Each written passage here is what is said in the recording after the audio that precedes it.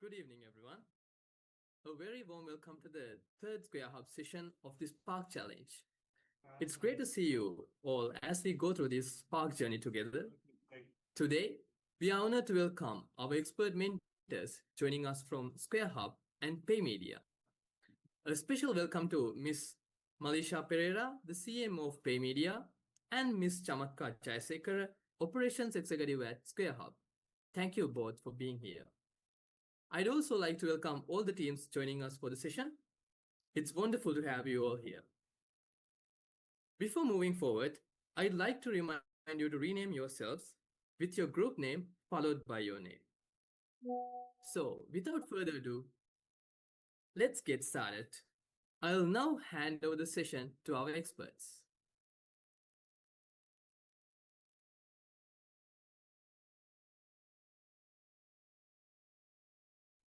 Thank you, Nipon. Yeah. All right. Hi, guys. Just a second.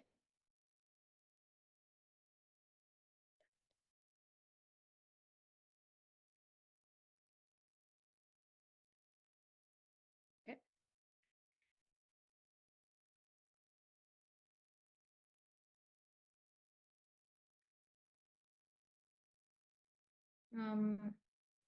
So today we have two people from SquareHub, myself and Malisha.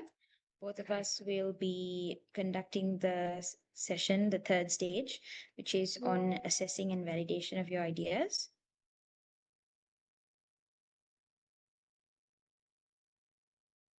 Very quickly, share screen.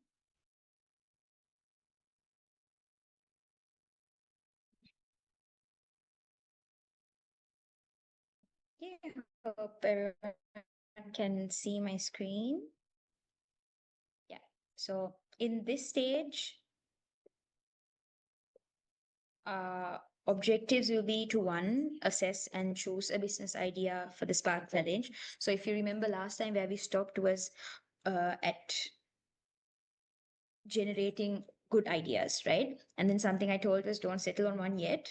Come to this session with an open mind, because this is where we are actually going to choose the best idea for the Spark Challenge, right? So ideally, right now, every single group has to have around at least 3 ideas, ideally 3 to 5 ideas. And today you should be able to finalize with which idea you're going forward with, or is plan A what you're going to stick with, or are you going to go back to your plan B's and C's? Let's see, right? So that's what that's the main purpose of today's session. And how we're going to do that is, one, we're going to identify the strengths and weaknesses surrounding your ideas, and then we are going to do a market research. We are going to learn how to do a market research and assess the market that belongs to your idea, and also identify resources you need for the idea. This way you can actually make and make an informed decision as to whether this idea is worth building a business off of or not. Okay, so if you remember, on the very first day we discussed, for the whole the entirety of our SquareHub sessions, we'll be using a model called the baseboard to achieve our learning outcomes, right? So last session in stage 2, we were at this green rectangle, this green area, which is envisioning. We tried to understand what you as an entrepreneur needs. This was your homework, right? Basically.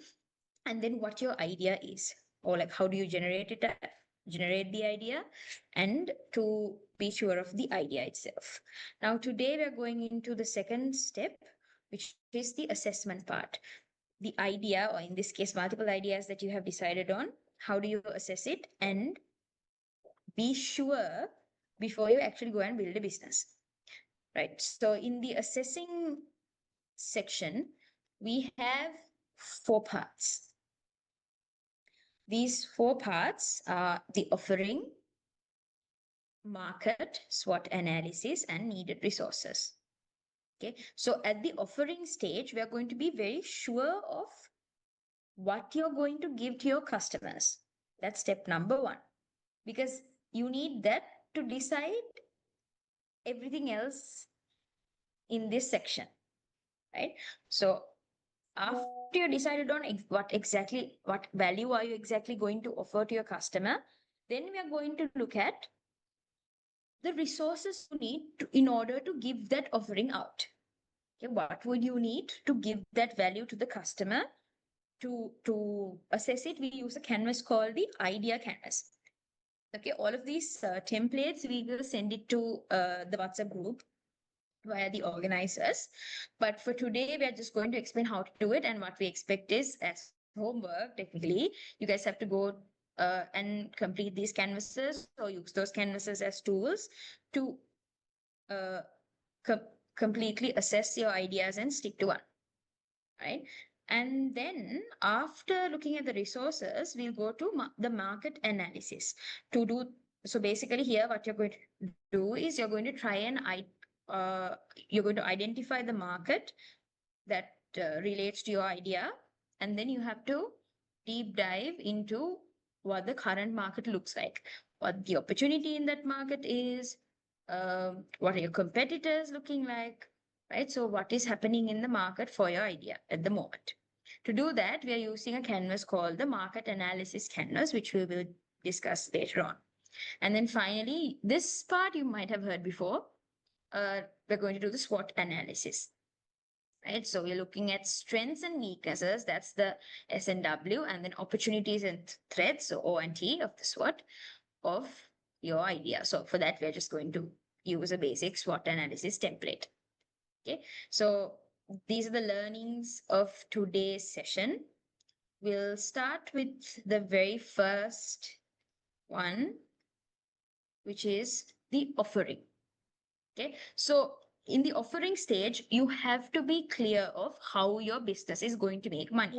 What do you need to do, or what are you going to give to customers in order to ask for money, right? So in here, I mean, this part is quite simple.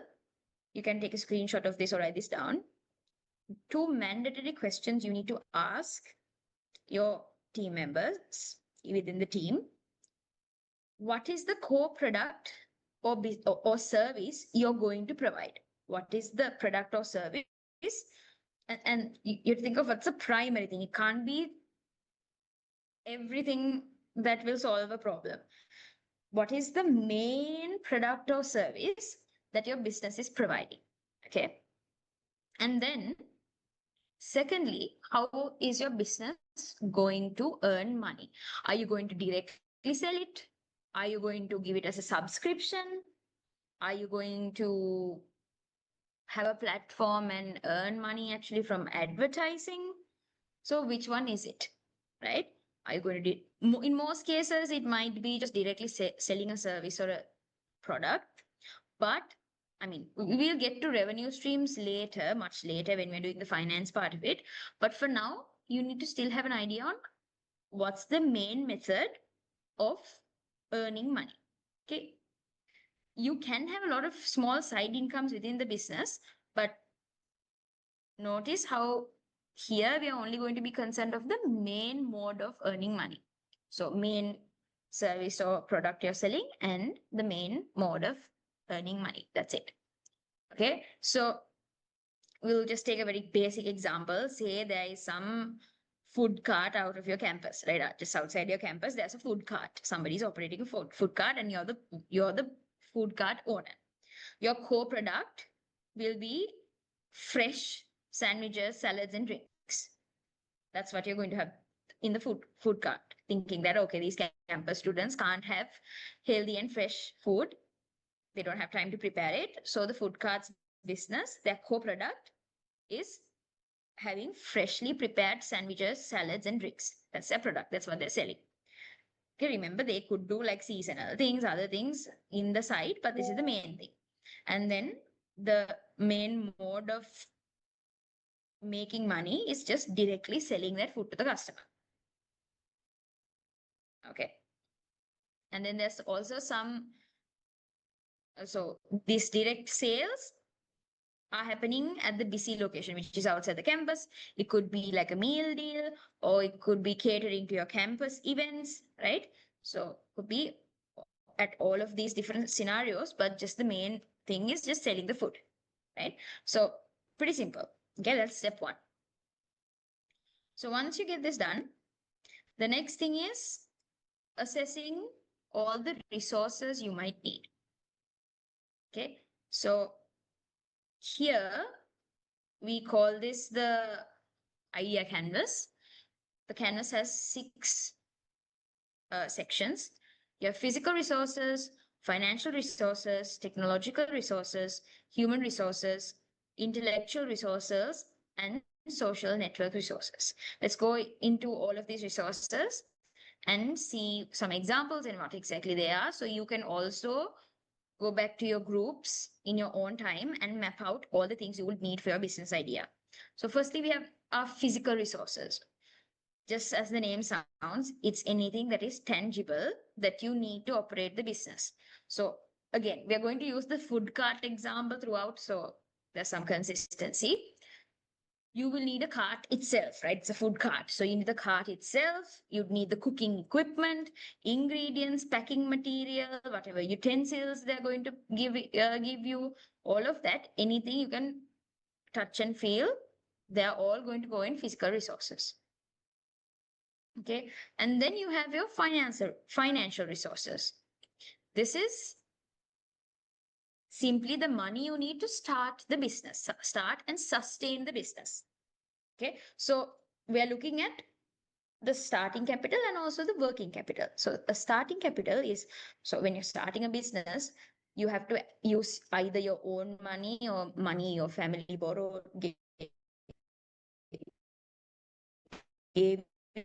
gave you to use, or like some use some existing money to start the business, right? To buy all the resources you need at the start. So that money you use initially, that's what we call the startup capital, right? So maybe to buy the cart, to buy the initial ingredients, the equipment, all of that you need to buy first. Before you start generating money, you have a cost. So that's your startup capital. And then the working capital is the recurring things, like not the one-time purchases, but the recurring thing you would need to keep the business running. So for example, the supplies, right? The so like bread for the sandwiches, veggies and meat or all of that, those things you'll have to replace every month or like every week or whatever, right? So the working capital is the things that is not a one-time purchase, it'll always be recurring depending on your production, right? So your the ingredients and also wages. Say, I mean, you'll probably take a wage, and if there's an assistant, you have to pay wages, and those are also recurring. So all of that will fall under financial resources. And then you have technological resources. So this is any technical tools, subscriptions that you would use to help operate your business, right? In most food carts or places, you would see there's electronic payments enabled. So to take electronic payments, you would need a POS, point of sales machine, right? The machine that you use to tap the card to, yeah. So you need that. And then maybe there are some tools that they use to keep track of the stock. Okay, it could simply be an Excel sheet, or it could be like some other sophisticated CRM, right? Anything, any subscription or technological tool that is used to sustain the business will go under this. Okay. And then, oh, by the way, when we say technological resources, we don't take the hardware. Hardware itself will go to physical resources. So you're building something and then you need sensors, that will go into physical resources. But if you need to buy a specific like tool, or if you need like a programming language, or like a, let's say, some tool that puts your code in together, that would go into technological resources. It's not the physical setup itself, that will still go to physical resources, right? And then we have human resources. every single person involved in running the business, not just the front facing employees, every single person, right? So, for example, in the food cart, you'd see a cook, a server. Okay, those are probably the only front facing employees you might see. But in the back end, there might be a supply chain manager, there might be an accountant, right? They don't come and stand near the food cart, but they're also working somewhere, right? So ev- every single human resource that would need for you to run the business. And then we have intellectual resources. These are basically the skills, the knowledge, basically IP, we call it intellectual property, right? That will give your business some sort of a speciality, okay, or gives the business an edge, right? So, for example, in the case of this food cart, it could be some dish that it could be a recipe that has been passed down for generations in your family only, right? Nobody else knows that. So that's like your special dish that falls under, that recipe will fall under intellectual resources. If there's a brand, right, or a name or a logo, the slogan, all of those, they're intellectual resources. For example, if you're going to bring a franchise and operate it, let's say a McDonald's, KFC, all of those are the brand and name itself will fall under intellectual resources. In your case, if you're going to a technology heavy uh, solution, then especially if this is like if this an idea that is completely new, which is patentable, then your idea itself will become an intellectual resource, right? And then finally we have social and network resources. The honestly, these intellectual and social network resources, these are often forgotten, okay, as resources. So you have to really think about it and write them down as well. The social network resources are the relationships in the network that could help your business. Okay. So, for example, if you're running a food cart, you have to have to the quality. Your entire business is down the drain, right? So that the rapport you have built with the suppliers, it is also a resource. So say you have always paid on time, you've always been a trusted customer. So in a slow month, you're able to buy food for credit even without a month upfront payment. Because of that good relationship, you're able to buy now and pay later, right? So to do things like that, to get that kind of advantage, you also have to have good social and network resources, right? Or like as a campus student, when you're doing a food cart, you would know organizers of events inside the campus. So using those networks, those connections, you're able to put your business forward and cater for they will also count as resources when you're operating a business, right? So we've done two things so far. We have answered two very important questions. That's where you start, so that you understand what your offering is, and then for that offering, take um, this idea canvas and put down all the resources you would need. After you fill this, then you can think whether it's a realistic idea or not in terms of resources. If you have physical resources that need to be imported uh, from far away that will cost so much, then your idea is not realistic to execute, right? If you have some technological resource that's absolutely unreachable, or we haven't advanced technology so far yet, then again, you should know your idea is unrealistic. Or if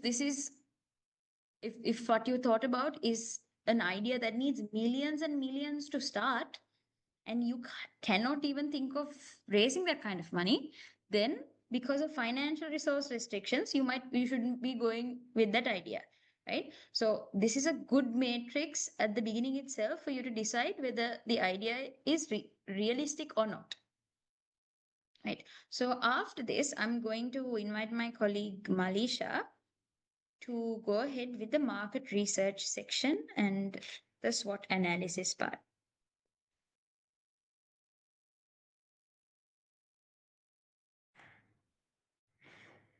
Right, Chamatka, thank you so much. And a very good evening to you all. I think everybody can hear me properly.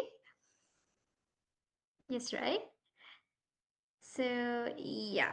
So now I believe that everybody had a good idea about how to define your offering and how to identify a potential opportunity and how you define your company structure, business canvas model, everything cleared, right? So now we are moving to one of the important part where you need to assess your market. Okay, now we are gonna assess the market. So what is a market assessment? A market assessment is kind of a comprehensive analysis that you're gonna do to understand and identify where you determine your potentials and like the viability of your product, especially like it involves market analysis or market size, mainly analyzing your market size and customer need, wants, and especially the competitive analysis, what your customer or the what your customer is requesting and what your competitor is providing. So in this segment, you need to properly identify what is happening in your potential market, okay, available market. So this section says there are 1 2 3 4 5 6 parts where you need to thoroughly study. The first, I move into the right side first, where you need to have a better understanding of your offering. You need to have a good understanding what you're going to offer to your potential customers. Definitely, there should be a unique value inside your solution. It can be a tangible product or a service. Okay. So, the uniqueness should be how you be differentiate your product from the competitor. So, why one of the customers should shift to your product that not going for a competitor's product, right? So if we get the example as we continuously use, which is the food cart business, so now you can identify a trend like everybody is going for like healthy, right? Healthy schedules, healthy diet plans. In that case, you can add a value to your business concept, saying, hey, so I'm doing a healthy food plans, okay? So my cart has these type of organic food. Likewise, you have to have a good idea how would be my unique feature or a value that I'm going to offer through my product. Okay, then I'll directly go to the left side part, which is the market segments. In here, you need to understand or identify properly the specific group of potential customers within that broad market who share common characteristics.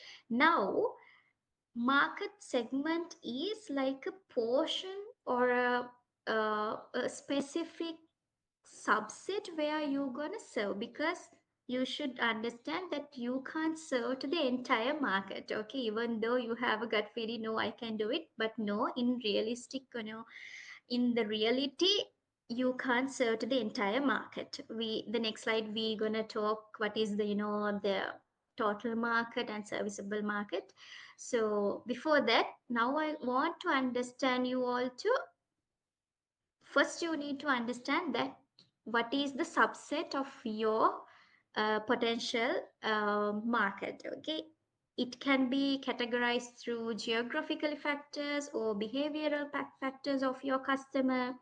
So for example, you can identify, okay, I'm going to serve during the seasonal Christmas season, or else you can characterize or that particular segment like, no, I'm going to serve within the Colombo area, no, I'm going with the western province, like Likewise, you can identify your potential customer group, right? That is customer segmentation. Um, so now we move into needs and demand. In here, you should express, you have to understand what is the exact need and demand which is addressed to, like challenges and pains of your product and service which provide to the customer segment. That means you should have a better understanding what are the pain points and challenges my potential customers are facing. After that understanding only you can address to that particular pain point through your particular product. Okay. um, that would be a service or a product, but according to your product you need to identify what is the pain points and challenges currently my potential customers are facing. According to that you need to rearrange or restructure your product. Okay. Then revenue attractiveness. This is where the place you're gonna develop your revenue strategy. In here, the potential profitability of your market, looking at the features like market size, growth rate, willingness to pay. That is very important point because uh, let's say your customer is not always the user. Okay. Sometimes your product may use a different person buy, but a purchase from a different person. For example, let's say infant milk powder used by infants, right? But who is the purchaser? Who is the customer of that product? Is parent, right? Like that, you have to properly understand the willingness to pay with your target customer. If you are doing a kids product or a infant product, the target but the potential customer is not the user but the purchaser. Likewise, according to your business idea, you need to identify who is my purchaser. Okay. Right. Next point is switching cost.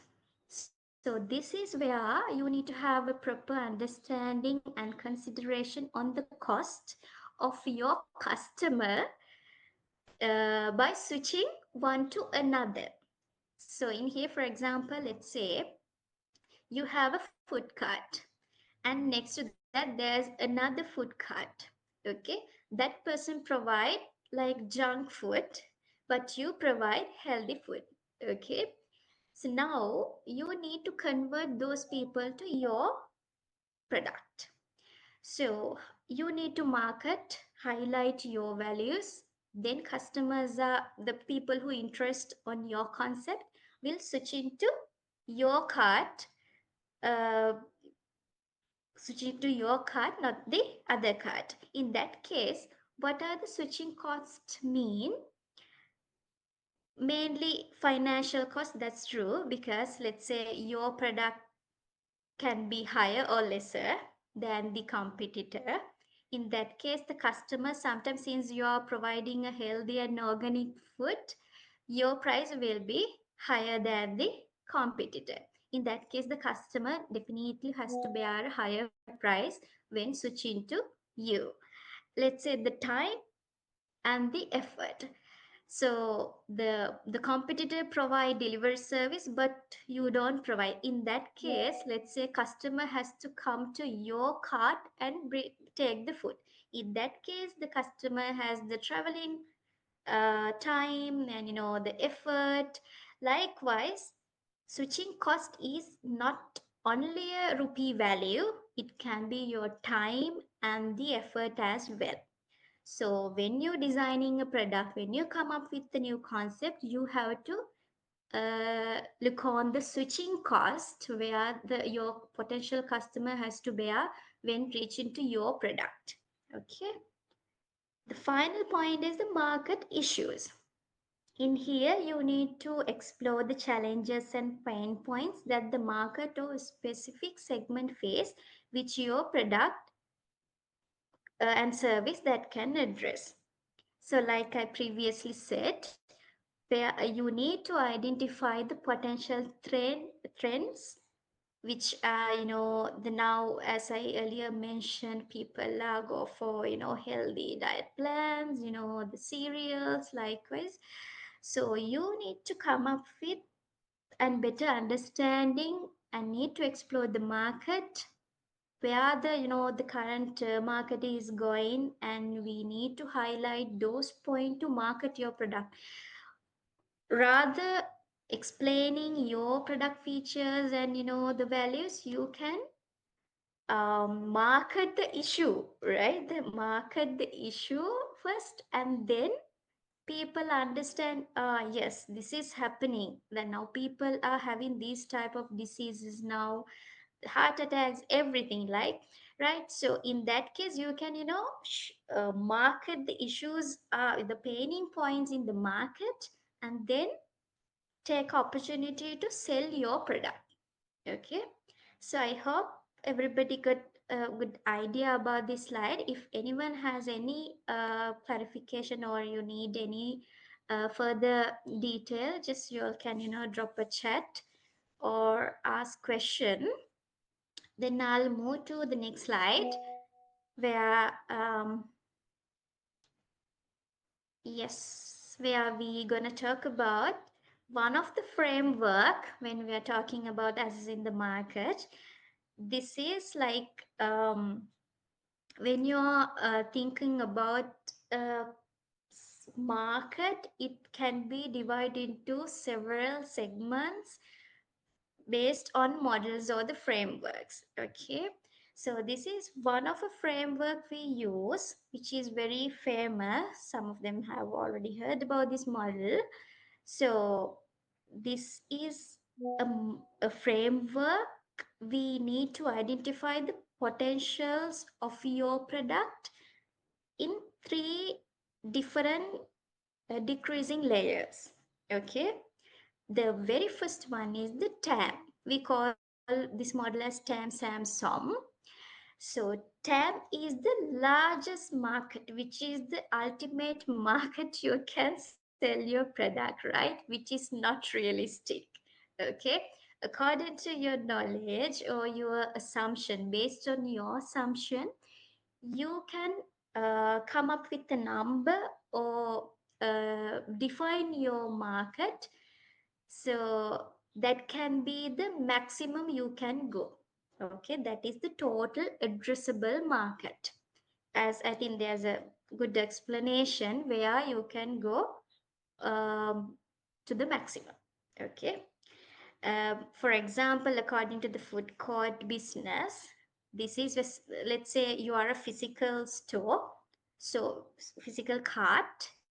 Let's say you have a digital arm as well, where you have a Facebook or any kind of online platform where you can sell your food, let's say island wide. Okay, since it's a food item, fresh food item, let's say it's island wide. Okay, so that is the total addressable market. Then SAM means it's kind of a portion of TAM.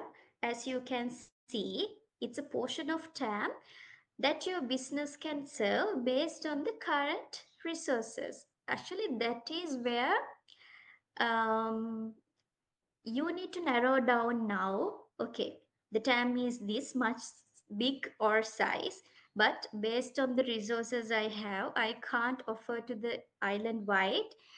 So now narrow it down to, let's say, Western province. Okay, I'm going to deliver my food within the Western province. Why Western province? Based on your available resources only, you're going to make your product or a service. Okay, let's say that now the food cart offers Western province, through the Western province. The food offers only within the Western province. Then now we again narrow it down to SOM, where this is the the realistic market. Okay, serviceable, obtainable market. This is again a portion of SAM where the serviceable available market, but that again only you can service realistically with the concern of time and your competition and your budget, cost, everything. Okay, let's say for example, so in the SAM market I decided to go for Western province. Now I narrow it down to only to Colombo because I don't have resources, I don't have much food material and the labor to deliver such far. In that case I decided to go for Colombo, within Colombo district. I think you get the idea because like the TAM is the ultimate market, I mean the maximum demand you can create. For example, island wide delivery. So serviceable market is the portion of that, but we have to narrow it down based on the available current resources. I narrow it down to Western province. The service obtainable market is the actual market that you can create, or the actual demand, or actual the service you can serve to the market where I took as the Colombo district. Okay, so now you have to understand your actual business idea. Now you will have already worked on. So if it is a service, no objection. You can go beyond Sri Lanka. If it is a product, then again you can, but it should be a durable product. So based on your business idea, now you can identify what is my business idea's TAM, SAM, SOM. Okay, right. I hope it's clear. Is it Chamatka? Can we go to the next slide?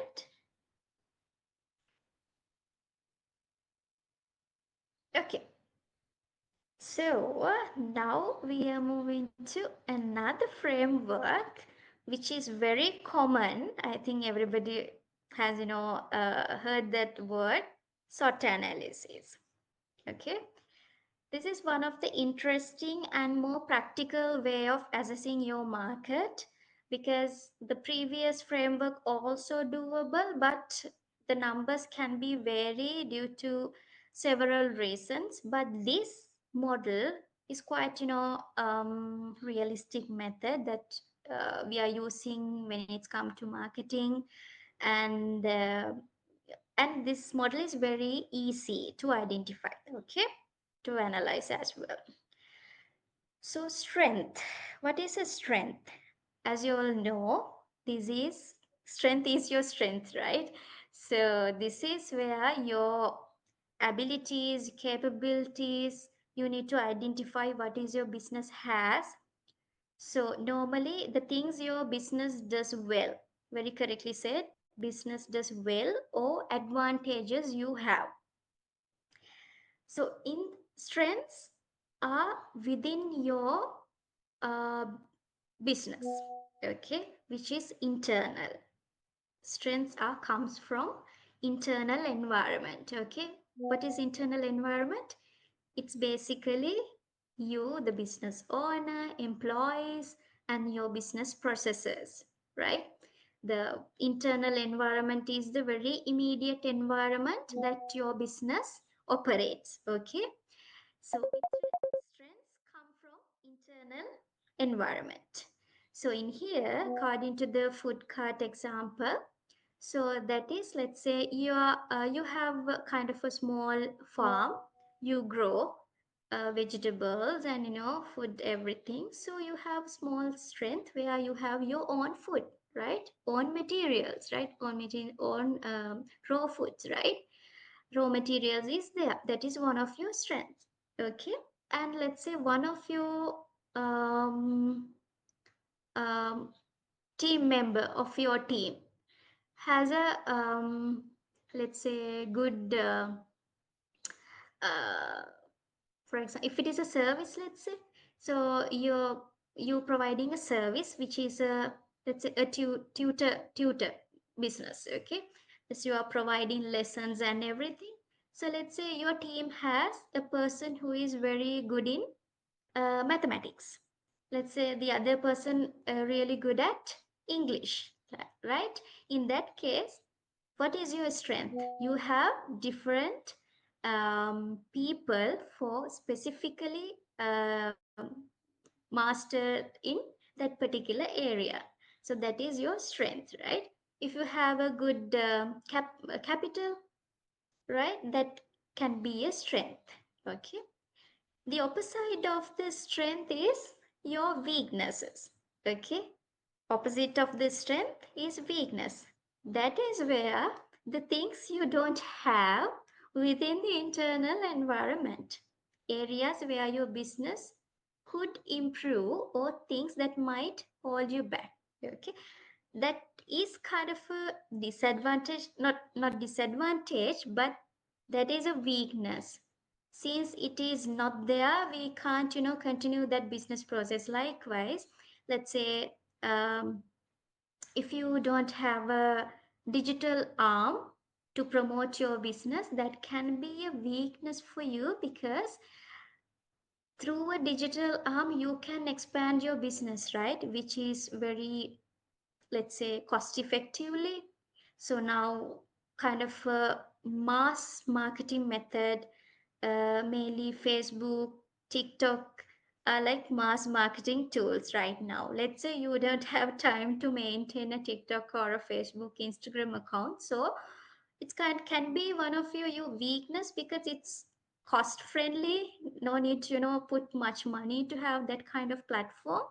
But then again, due to your incapability, you're losing huge market, right? The people who are approaching through online, so those people won't know that there is a product like this. Okay, so that can be a weakness.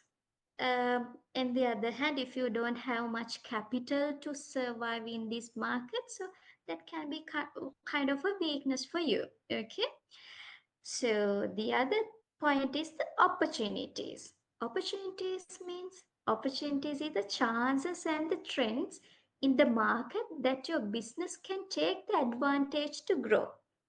So then again, now previously we talked about strengths and weaknesses where it comes from internal environment. Now the opportunities come from external environment. Okay, sorry, external environment where you, it's better to have, the opportunities are better to have, but it's out of control. Okay, it's out of control. You don't have time to maintain a business, or you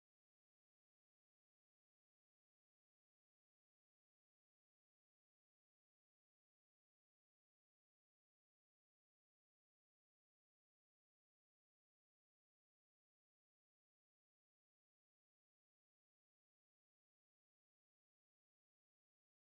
to in their gardens and should eat. Likewise, they are encouraging or like the social